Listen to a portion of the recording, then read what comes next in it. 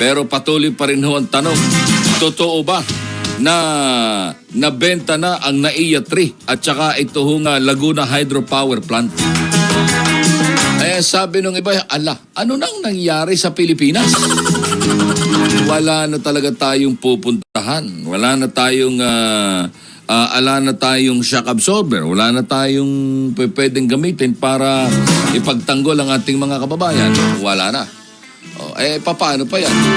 So yung kuryente, lalong tataas sa pagkatahawakan ito ng hahawakan na ito ng pribadong sektor kung nabili na ito. Pasasaan pa? Diba? Ano pang papel ng gobyerno? Kung lahat naman pala ay pinatatakbo ng mga pribadong sektor. Hindi ba ito pwede nang tawaging the Private Republic of the Philippines? Pwede ba yun? Para hindi pwede.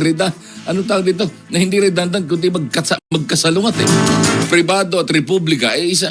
Pribado at saka gobyerno. Teka muna, parang magkahiwalay.